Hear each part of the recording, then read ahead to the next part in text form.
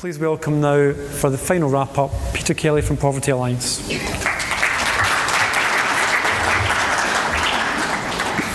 Thanks very much, Jim. You'll be pleased to hear that I'm going to be incredibly brief, because really all I'm here to do is to say thanks to various people.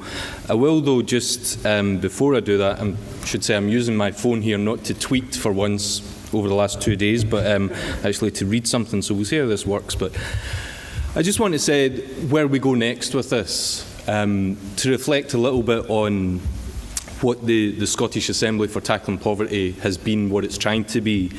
I've had a lot of people, I'm very pleased to say, very many people come up to me over the last 2 days and say, what a great event.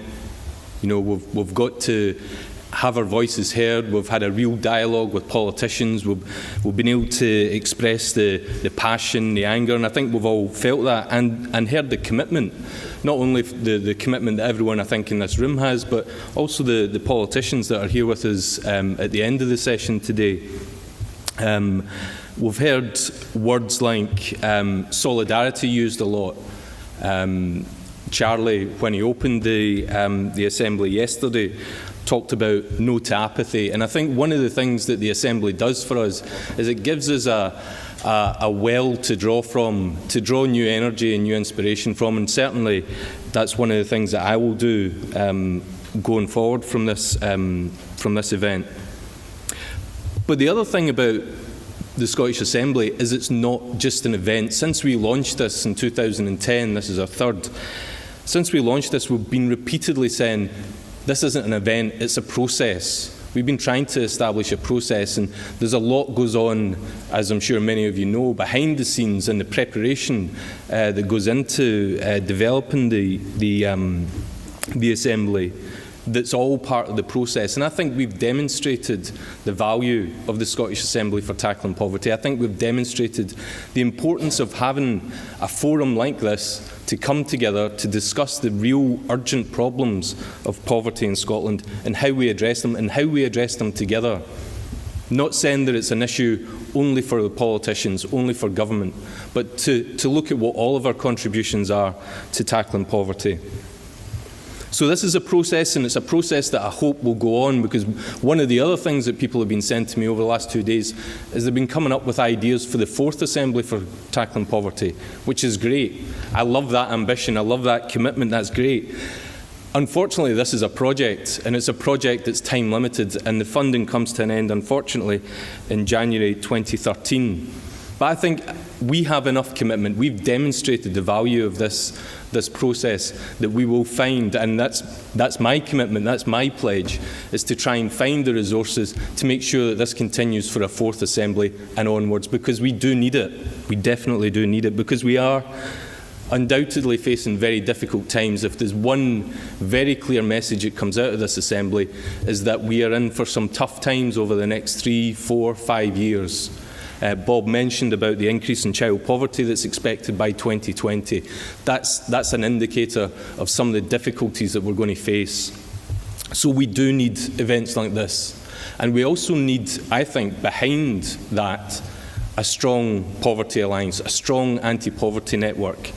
One of the reasons why we have the Assembly is because we've been able to rely on the resources of the Poverty Alliance, the network, and that's all of you, the resources, the people who have been doing the facilitation, the people who have been identifying organisations and groups to come along. They're all part of the network, or mostly part of the network.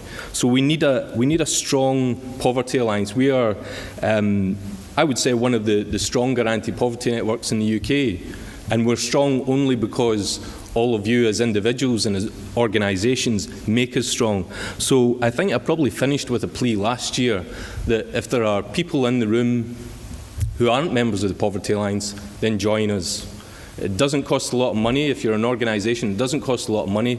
And if you don't have money as an organisation, it needn't cost you anything. Money will not be an issue, and I can see my board members saying, why is he saying that? But the membership is more important for us.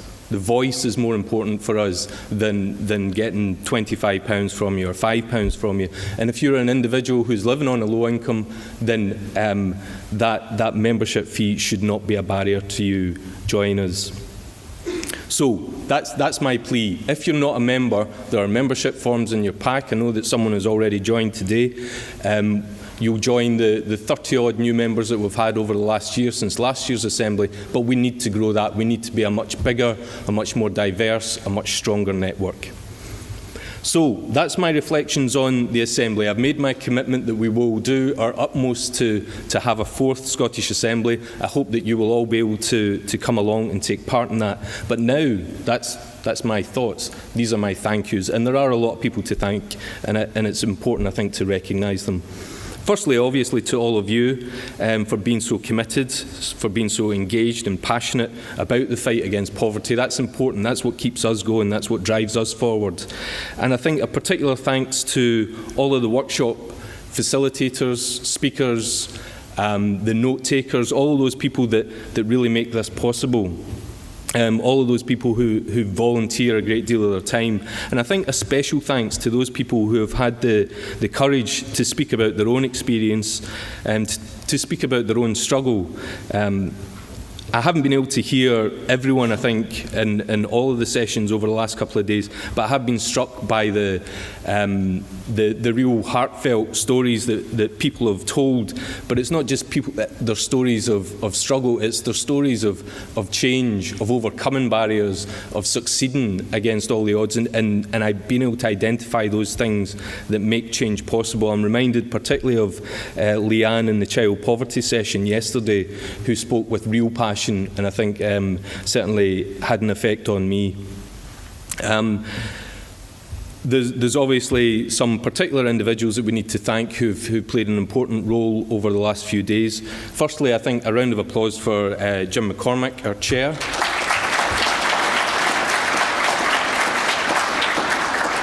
Jim has been our chair for the last 3 years. He doesn't just come along and chair the event. He contributes to its development, to the ideas behind it and so on. He's played a very important role over the last 3 years in making this process what it is. And it's also his birthday today. And I don't propose to sing, Jim. You'll be pleased I don't propose to sing. We'll maybe do that later. Or we can give him his dumps later, something like that.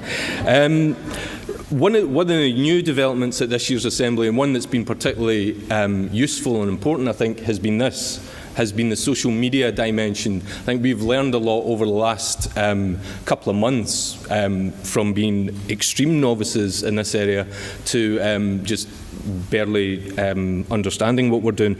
But we do have to thank Ross McCulloch, who's been over there tweeting with an absolute fury for the last 2 days, and prior to that as well. Ross has done a great job, and I would recommend him to anyone who wants to try and integrate social media into the work that they do. Also want to thank Aaron and Chris, who've been doing the live streaming, doing an extremely good job of that as well. Another important, I told you it was a long list of thank yous. It's Oscar time up here. Also our social reporters, Joyce, Caroline, Emily, Fiona, also our photographer, Francis McKee, Alistair and all the team at the Royal Concert Hall. I'm not going to thank my mum, not yet. I also want to thank our advisory group for the Assembly. Again, this is just to give you a flavour of all the stuff that goes on behind the scenes to make this happen.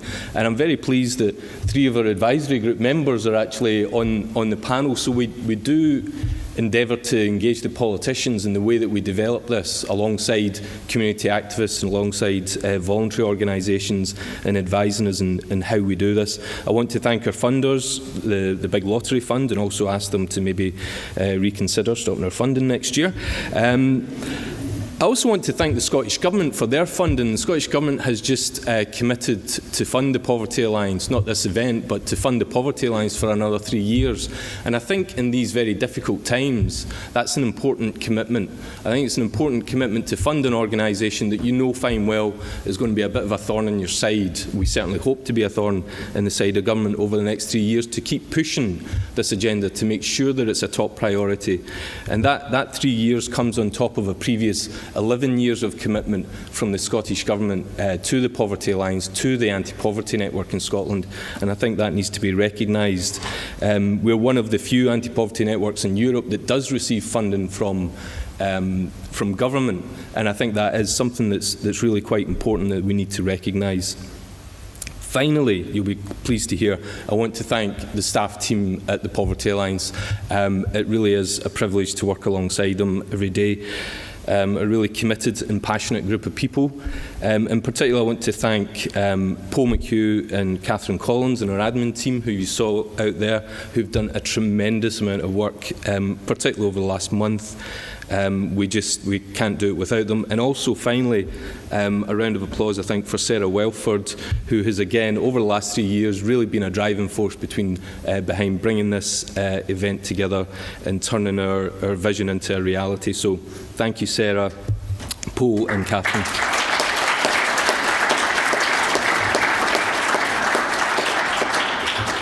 And that's it. Thank you all for coming along. Reports will be made.